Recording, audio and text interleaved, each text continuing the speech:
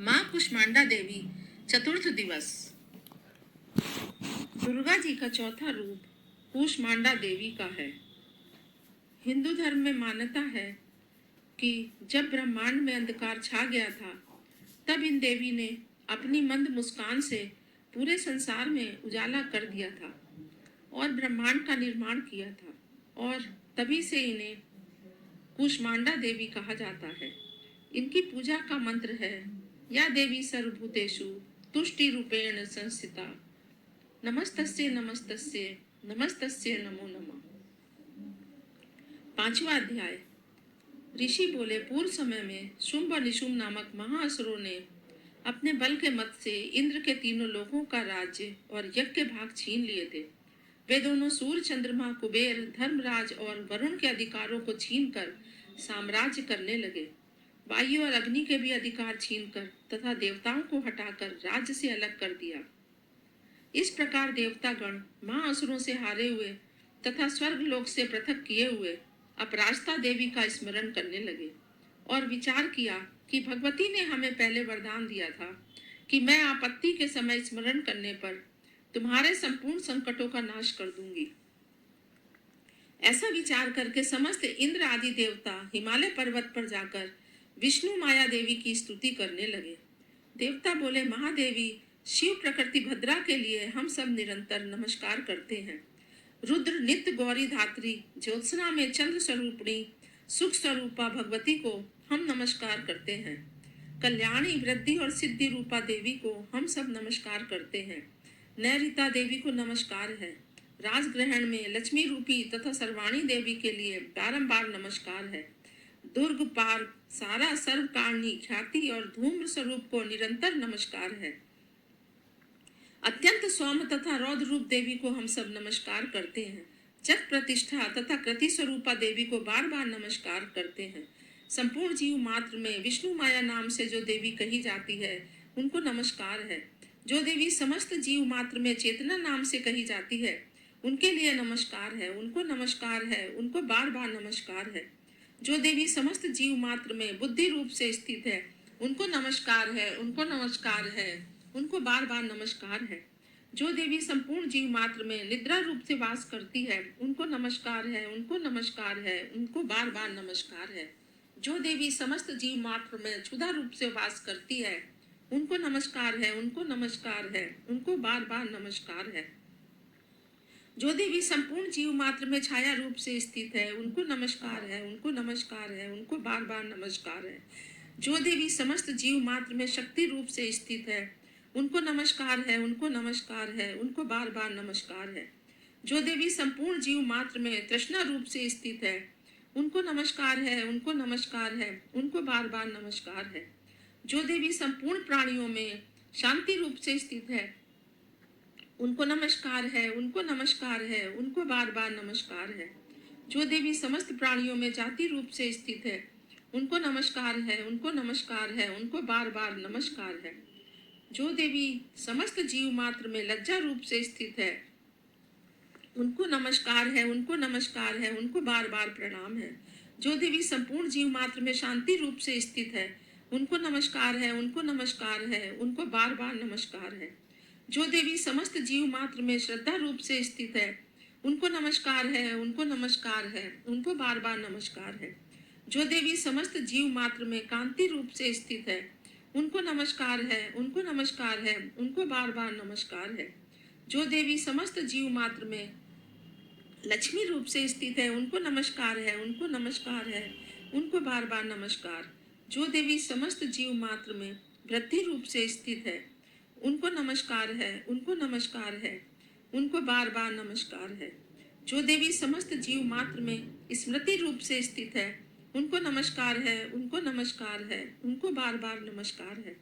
जो देवी समस्त जीव मात्र में तुष्टि रूप से स्थित है, उनको नमस्कार है, उनको नमस्कार है, उनको बार बार नमस्कार है। जो देवी समस्त जीव मात्र में माता रूप से स्थित है, उनको नमस्कार है, उनको नमस्कार है, उनको बार बार नमस्कार है।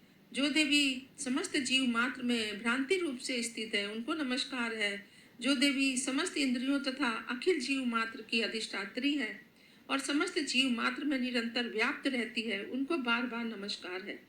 जो देवी इस समस्त संसार में चैतन्य रूप से व्याप्त रहती है, उनको नमस्कार है, उनको नमस्कार है, उनको बार बार नमस्कार है।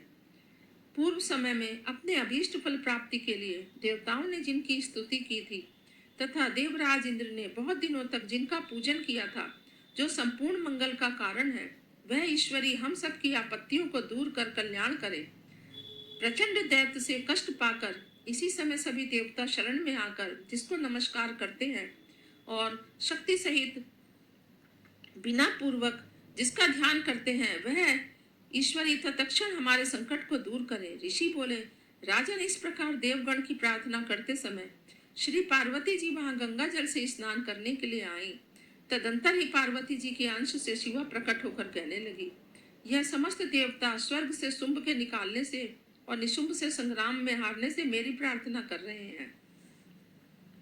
पार्वती के शरीर से उत्पन्न हुई अंबिका समस्त लोकों में कौशिकी नाम से प्रसिद्ध हुई। कौशिकी के उत्पन्न होने के पश्चात पार्वती का शरीर श्याम वर्ण का हो गया और तभी से उनका नाम हिमालय पर रहने वाली कलिका हो गया। तदंतर परम मनोहर रूप वाली अंबिका देवी को सुंदर निशुंभ के दूत चंडमुंड ने देखा और फिर उन्होंने जाकर शुंभ से कहा, महाराज, कोई परम स्वरूपवान स्त्री हिमालय पर्वत को प्रकाशित कर रही है। हे असुरेश्वर, ऐसे सुंदर रूप की स्त्री कहीं पर किसी को देखने में नहीं आई है, इसलिए आप यह मालूम करें कि वह स्त्री कौन और किसकी है तथा उसे ग्रहण कर ले। वह रत्न स्वरूप स्त्री अपनी कांति से संपूर्ण दिशाओं को प्रकाशित कर रही है, उसे आप अवश्य देखें। हे असुरेश्वर, त्रिलोक में जितने रत्न, मणि, हाथी, घोड़े आदि हैं, वे समस्त आपके यहाँ सुशोभित हैं। हाथियों में श्रेष्ठ ऐरावत हाथी, उच्च श्रवा नामक घोड़ा और पारिजात का वृक्ष, यह समस्त आपने इंद्र से छीन ही लिया है। हंस युक्त रत्न जड़ित ब्रह्मा जी का अद्भुत विमान भी आपके पास है। यह महापद्म नामक निधि आप कुबेर से ले आए हो। समुद्र ने आपको किंजल की नाम की माला प्रदान की है और वरुण का कंचन की वर्षा करने वाला छत्र और प्रजापति का उत्तम रत्न भी आपके यहाँ ही है। हे दैत्यराज, यमराज से आपने उत्क्रांतिदा शक्ति छीन ली है और तुम्हारे भाई निशुंभ ने वरुण से पाश छीन कर अपने पास रख लिया है। समुद्र से निकले हुए सब प्रकार के रत्न भी निशुंभ ने ले लिए हैं। अग्निदेव के ना भस्म होने वाले ऐसे 2 वस्त्र भी अग्निदेव ने आपको दे दिए हैं।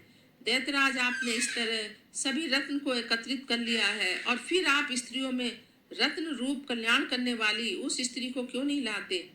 ऋषि बोले, शुंभ से ऐसी चंडमुंड की बातें सुनकर असुर सुग्रीव को दूत बनाकर देवी के पास भेजा और उसे समझाकर कहा,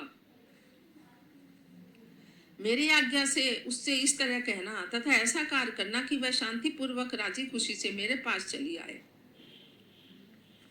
वहां अति रमणीक पर्वत पर विराजमान देवी को सुग्रीव असुर ने जाकर देखा और बड़ी नम्रता पूर्वक मधुर वाणी में बोला, हे देवी, असुर शुभ 3 लोगों के स्वामी हैं। उन्होंने मुझे दूत को आपके समीप भेजा है। उनकी आज्ञा का उल्लंघन देवगण भी नहीं करते। उन्होंने जो कुछ कहा है आप सुनिए। समस्त 3 लोक मेरे हैं, सब देवता मेरे अधीन हैं और संपूर्ण यज्ञ के भागों को भी मैं ही पृथक पृथक ग्रहण करता हूँ। तीनों लोकों के उत्तम रत्न हमारे पास हैं और इंद्र का ऐरावत हाथी भी हमने छीन लिया है। समुद्र मंथन से उत्पन्न उच्च श्रवा नामक घोड़ा भी देवताओं ने विनय पूर्वक मुझे भेंट कर दिया है। हे शोभने, इनके अलावा अन्य जो कुछ भी रत्न देवता, गंधर्व तथा नागों के पास थे, वह सभी हमको प्राप्त हो गए हैं। हे देवी, हम तुमको संसार भर की स्त्रियों में रत्न समझते हैं, क्योंकि रत्न के भोगने वाले तो केवल हम ही हैं। चंचल नेत्र वाली तुम मेरे या महापराक्रमी मेरे भाई निशुंभ की सेवा में आ जाओ, क्योंकि तुम रत्न स्वरूप हो। हमको ग्रहण करने से तुम्हें अतुल ऐश्वर्य मिलेगा। ऐसा अपनी बुद्धि से विचार कर हमारी पत्नी बन जाओ। ऋषि बोले, दूत की इस प्रकार बातें सुनकर संपूर्ण संसार को धारण करने वाली भगवती भद्रा गंभीर भाव से मुस्कुराती हुई कहने लगी। देवी बोली, हे दूत, तूने इस समय जो कुछ भी कहा है वह सत्य है, इसमें कुछ भी असत्य नहीं है।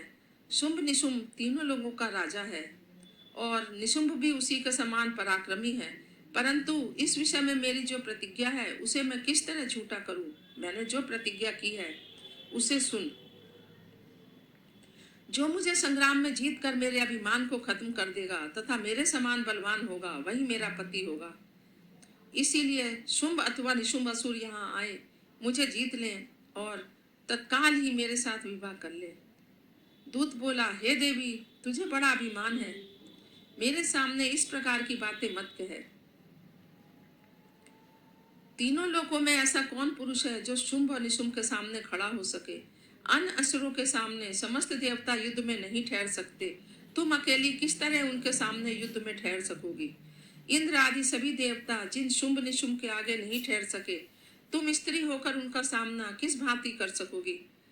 अतः तुम मेरे कथन अनुसार उनके पास मेरे साथ चलो, अन्यथा केश पकड़कर घसीटते हुए उनके पास तुम्हें ले चलूंगा। देवी बोली, तूने जो कुछ कहा वह बिल्कुल ठीक है। शुंभ और निशुंभ दोनों ही अधिक बलवान हैं, परंतु मैं विवश हूँ, क्योंकि मैं बिना विचारे प्रतिज्ञा कर चुकी हूँ। सो इस कारण तू जा और असुर राज शुंभ से मैंने जो कुछ कहा है समझा कर कहना, वह जो उचित समझे करे। 6वां अध्याय। ऋषि बोले, देवी का यह कथन सुनकर क्रोध युक्त दूत ने दैत्यराज शुंभ के पास जाकर संपूर्ण कथा विस्तार पूर्वक सुना दी।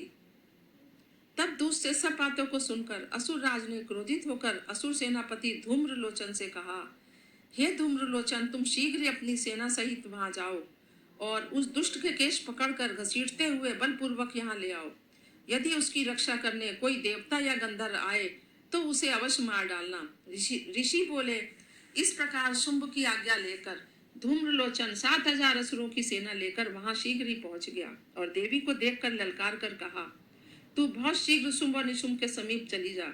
यदि तू प्रसन्नता पूर्वक नहीं चलेगी तो मैं तेरे केश पकड़कर तुझे घसीटता हुआ ले जाऊंगा। देवी ने कहा, दैतेश्वर ने तुझ बलशाली को भेजा है, यदि तू मुझे बलपूर्वक ले जाएगा तो मैं उस समय तेरा क्या कर सकती हूँ? ऋषि ने कहा, देवी के ऐसा कहते ही धूम्रलोचन देवी के आगे दौड़ा, तो इस समय अंबिका ने ओंकार से उस असुर को भस्म कर दिया। तदंतर असुर सेना अत्यंत क्रोधित हो गई, देवी की तरफ बढ़ी। तब देवी बड़े तीखे बाण, शक्ति तथा फरसों की वर्षा करने लगी। इतने ही में देवी का वाहन सिंह अपने गर्दन के बाल हिलाता हुआ क्रोध से भयंकर गर्जना करते हुए असुर सेना पर झपटा।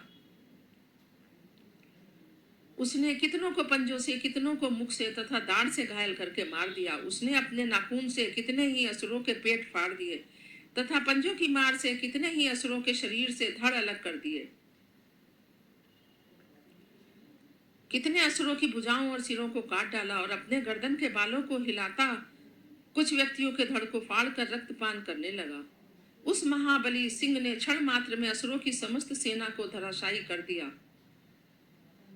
शुंभ ने जब यह सुना कि देवी ने धूम्रलोचन को मार दिया है और उसके सिंह ने समस्त सेना को नष्ट कर दिया है, तो उसके होठ क्रोध से फड़कने लगे और उसने चंडमुंड नामक महाअसुरों को आज्ञा दी, चंडमुंड, तुम बहुत शक्तिशाली सेना लेकर जाओ और वहां से तुम उस स्त्री के केश पकड़ कर ले आओ। यदि वह ना आए और तुम्हें किसी प्रकार का संदेह हो तो उसे अपनी सेना सहित युद्ध करके उसकी हत्या कर देना और उस दुष्ट तथा उसके सिंह को मर जाने पर भी बांधकर शीघ्र मेरे पास ले आना। 7वां अध्याय। ऋषि बोले, तदंतर शुंभ की आज्ञा अनुसार चंडरमुंड चतुरंगनी सेना तथा संपूर्ण हथियारों से सुसज्जित होकर चल दिए और हिमाचल पर्वत पर पहुंचकर उन्होंने सिंह पर स्थित देवी को मंद मंद मुस्कुराते हुए देखा। तब वह असुर धनुष और तलवार लेकर देवी की तरफ उसे पकड़ने को बढ़े।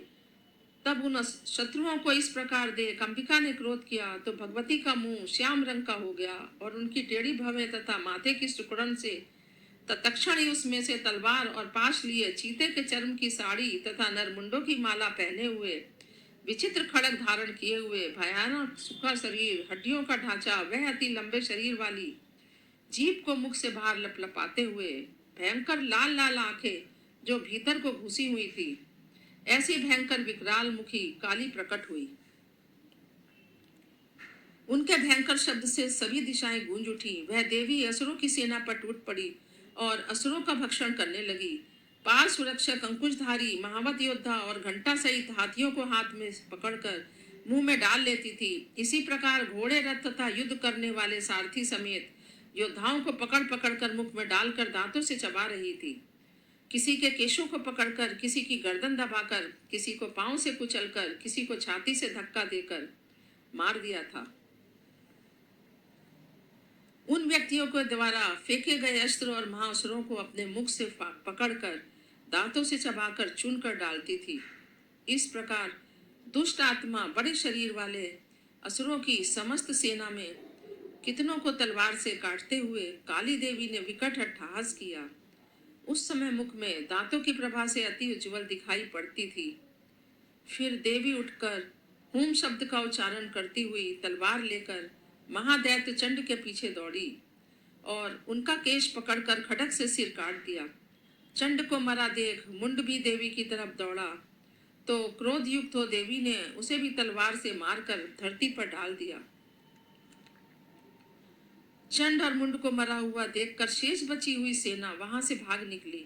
तत्पश्चात चंड और मुंड के सर को लेकर काली देवी चंडिका देवी के समीप गई और विकट अट्टहास करके बोली, महापशु असुर चंड मुंड को संग्राम में मैंने मार दिया।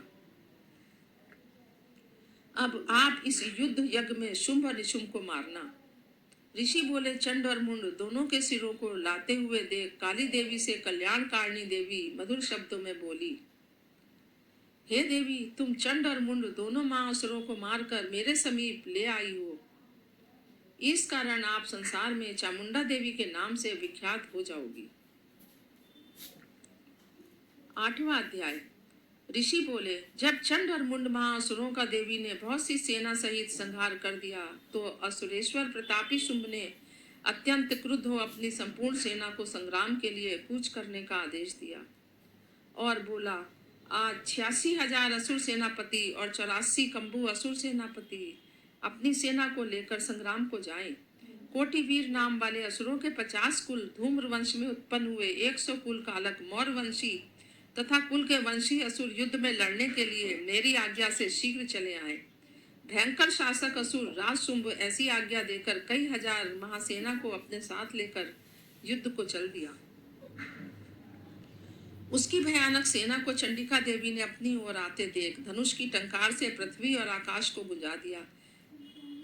तदंतर सिंह ने भी भयंकर गर्जना की और चंडिका ने अपना घंटा बजाकर दूना शब्द कर दिया। धनुष की टंकार, सिंह की दहाड़ और घंटा बजाने से इतना शब्द हुआ कि चारों दिशाएं गूंज उठी। इस प्रकार के शब्द को सुनकर असुर सेना ने देवी, सिंह तथा काली को चारों ओर से घेर लिया। हे राजा, इस समय दैत्य के संहार करने तथा देवताओं के कष्ट निवारण के लिए ब्रह्मा, शंकर, स्वामी कार्तिकेय, विष्णु तथा इंद्र आदि देवताओं के शरीर से शक्तियां उत्पन्न होकर उन्हीं के समान रूप, बल, पराक्रम, आभूषण और वहां से युक्त होकर चंडिका देवी के समीप शीघ्र ही असुरों से युद्ध करने के लिए आई। हंस युक्त विमान में बैठकर रुद्राक्ष की माला पहने हुए, कमंडल लिए हुए ब्रह्मा की शक्ति आई,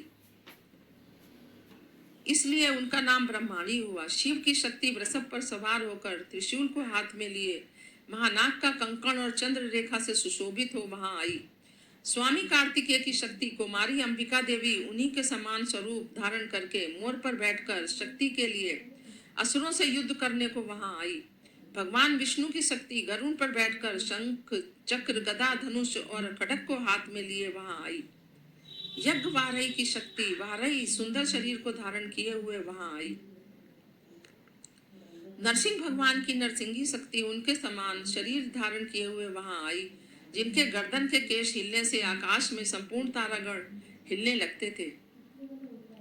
वज्र को लिए सहस्त्र नेत्रों वाली इंद्र की इंद्रिय शक्ति ऐरावत हाथी पर सवार होकर युद्ध में आई।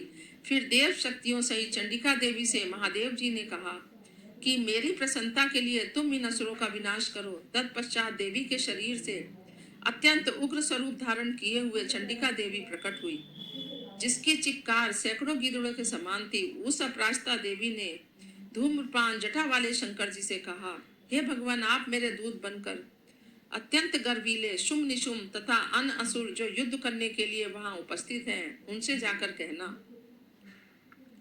कि हे असुरों, यदि तुम जीवित रहना चाहते हो तो पाताल लोक में चले जाओ। त्रिलोक का राज इंद्र को दे दो और देवगणों को यज्ञ भाग का उपभोग करने दो। और अगर अपने बल के घमंड से युद्ध करना चाहते हो तो मेरे आगे आ जाओ। मेरी योगिनियां तुम्हारे शरीर का अमृत पान करके तृप्त होंगी। भगवती ने शिव जी को अपना दूत बनाकर भेजा था। इस कारण देवी का इस संसार में शिवदूती नाम प्रसिद्ध हुआ। भगवान शंकर द्वारा देवी की बातों को सुनकर वे असुर अत्यंत क्रोधित हुए और जहाँ कात्यायनी देवी थी उनके पास गए और क्रोध में आकर देवी के ऊपर बाण शक्ति तथा रिष्ट आदि की वर्षा की। असुरों द्वारा चलाए गए बाण, शूल शक्ति और फरसा को देवी ने अपने बाणों से खंड खंड कर दिया और वह काली देवी शत्रुओं को अपने त्रिशूल से वितीर्ण करते हुए तथा खंडवान से कुचलने लगी। ब्रह्माणी देवी जहाँ जाती वहां अपने कमंडल से उन असुरों पर जल छिड़ककर उनके बल, वीर, पराक्रम को नष्ट कर देती थी। इस भांति महेश्वरी देवी ने अत्यंत क्रोधित हो त्रिशूल से, वैष्णवी देवी ने चक्र से और कुमारी देवी ने शक्ति से शत्रुओं का विनाश कर दिया। ऐन्द्री देवी के वज्र से सैकड़ों दैत्य कटकर पृथ्वी पर गिर पड़े तथा उनके शरीर से रक्त बहने लगा। बारही देवी ने अपने तुंड प्रहार से ही असुरों को नष्ट कर दिया। कुछ असुरों के वक्ष स्थल को अपनी दाढ़ों के अग्रभाग से फाड़ दिया और कुछ को चक्र से काटकर पृथ्वी पर गिरा दिया। नरसिंगी देवी अपने नाखून से असुरों को फाड़ कर चबाते हुए संपूर्ण दिशाओं को अपने घोर शब्द से परिपूर्ण करते हुए रणभूमि में विचरने लगी। शिवदूती के विकट अट्टहास करने से व्याकुल होकर कितने ही असुर भूमि में मूर्छित होकर गिर पड़े। गिरते ही देवी ने उनको अपना ग्रास बना लिया। इस प्रकार मात्र गणों के क्रोध से महाअसुरों का विनाश होते हुए देख असुरों की सेना रणभूमि से भागने लगी